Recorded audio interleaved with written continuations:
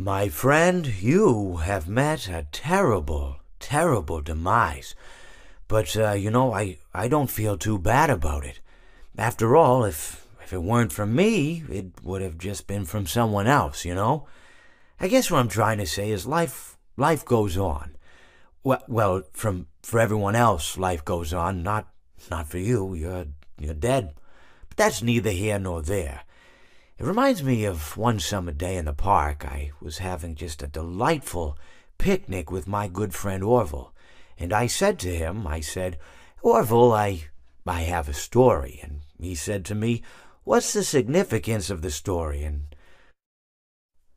I said to him, Orville, not every story has to have significance, you know? Sometimes a story is just a story.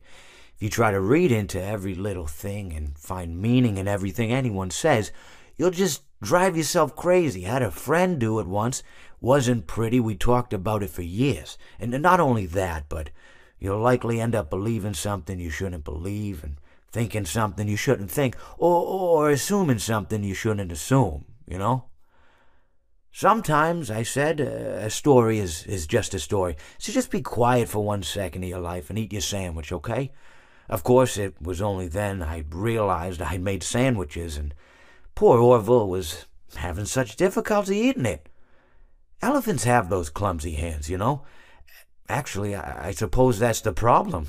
They don't have hands at all, do they? They're all feet. I couldn't imagine someone asking me to eat a sandwich with my feet.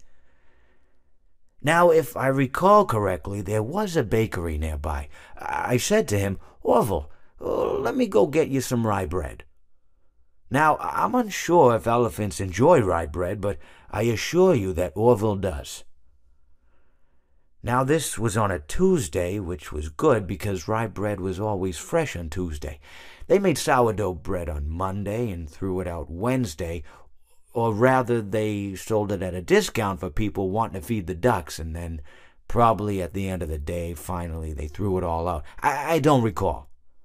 I do remember a man who would bring his son to the bakery every Wednesday and then go feed the ducks. He would buy all of the sourdough bread. Of course, you're not supposed to feed the ducks sourdough bread at all. It swells up in their stomach and then they all die. At least that's what I've heard. I never saw any ducks die myself, but I did notice a substantial decrease in the duck population over the course of a few years. I just never thought to stop the man and tell him that he was killing the ducks by feeding them sourdough bread. And if you want my opinion on the matter, and I told Orville this as well, if you want to feed ducks, or birds, or any kind for that matter, it's best to buy seed. I mean, when you think about it, breads of any sort don't occur in nature. They don't grow on trees or spring up from the bushes. I don't think birds know what to do with bread. What was I saying? Oh, yes. So I bought Orville some rye bread. What a fine day it was. It seems that you have met your end. What a pity. I don't feel too bad about it, though.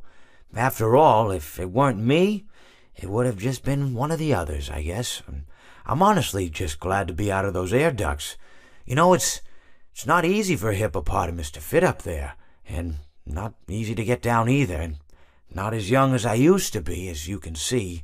I used to be able to do all the sorts of things. You're young, you're vibrant, you have that sort of pep in your step. It reminds me of a conversation I was having with one of my good friends, Orville. We were having a nice picnic one day. I believe it was summer. No, perhaps it was... Was it the fall? Yes, it was the fall because the leaves had turned already. But I said to Orville, I says, Orville, I have a story to tell you. And Orville looked at me, kind of odd and said, what's it about? I said to him, not every story has to be about something, Orville.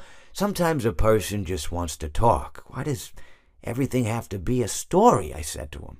He just looked at me and he said, well, you said you had a story. And, he was quite right. I did, in fact. I told him I had a story.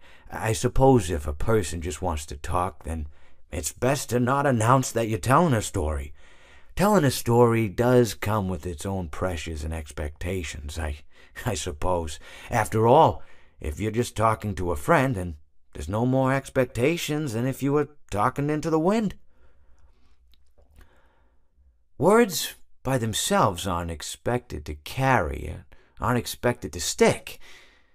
But if you announce you're telling a story, well then, there'd better be a point to it all, No one wants to sit and listen to someone ramble on and on and on with absolutely no end in sight.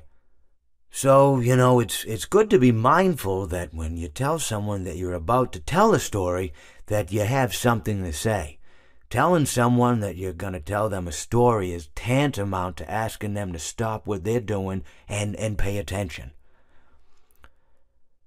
You're basically saying, hey, buddy, stop everything. Stop what you're thinking. I have a solution to everything. And, well, I didn't really have any story to tell. In hindsight, I probably just misspoke when I said that I had a story. I think it would have just been better to tell Orville that I wanted to tell him something rather than tell him that I had a story. But, even then, it might have put too much importance on the whole thing. Either way, it was quite a nice day. I remember that we were drinking tea. Well, it seems that your journey has ended. Very sorry about that. It was always going to end this way, of course. If it weren't by me, it would have just been by some other, terrible thing. Just, you could not imagine how terrible it would be. Just, I get scared thinking about it. I'm glad it's not me. It reminds me of a time I was speaking to my good friend Orville. We were sitting on a park bench watching the pigeons. I was on the left, he was on the... Oh, wait, was I on the right or left? Anyways, it doesn't matter. We were sitting on there watching the pigeons. And I said to Orville, "Friend, those birds are frozen." And he kind of looked at me like I'd lost my mind. But I reminded him that it was winter, and often birds will sit in a tree until they freeze. And then they sort of fall to the ground until the sun warms up and they can, move around again. So I said to Orville, "You might as well save those breadcrumbs until the birds thaw, because they can't very well enjoy them in the condition they're in."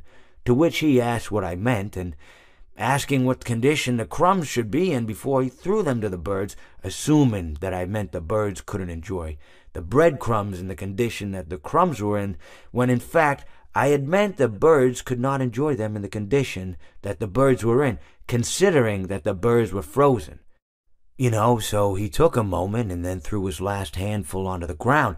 I said to him, "Orville, why did you throw the breadcrumbs to the birds when I just told you they're frozen?" To which he responded, "The breadcrumbs are not frozen." Again, misunderstanding my words. I didn't mean to say that the breadcrumbs were frozen when I said I told you they're frozen. I'd been referring to the birds. In hindsight, what I should have said was, and this would make perfect sense, "Why did you throw the breadcrumbs to the birds when the birds are frozen?"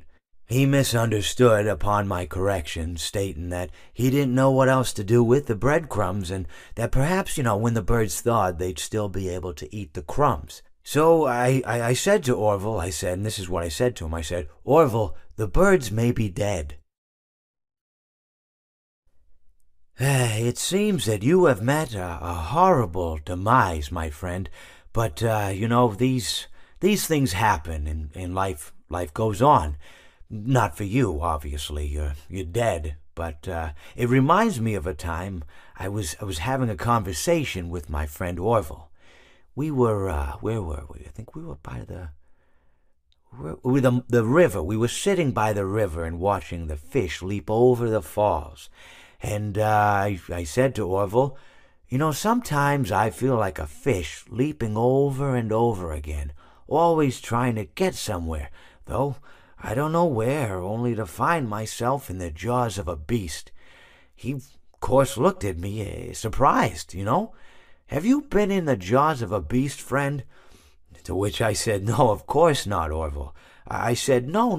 I simply meant that life can seem like a relentless endeavor to overcome meaningless obstacles, only to meet an equally meaningless fate, regardless of your efforts, regardless of the obstacles you've passed. And Orville, he stood and proceeded to drape me with a picnic cloth, to which I asked him, I said, "Friend, what are you doing?"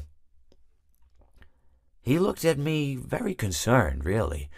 "I feel like you've gotten too much sun."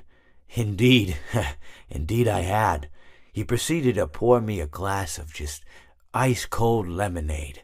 Ooh, you ever mix it with iced tea? You do like a little half lemonade, half... Ooh, it's so... You should try it some... Well, you can't because you're dead. But anyways, so you may be asking yourself, how did I go from sitting by the falls and drinking lemonade to being wedged in the air duct? Not only with Orville, but with an entire assortment of fruity-colored friends. Well, there's really no good answer to that, but perhaps I met a demise of my own at some point, and this is my afterlife or my dream, whatever it might mean. I honestly don't know. Or maybe it doesn't mean anything at all. Maybe it doesn't mean anything at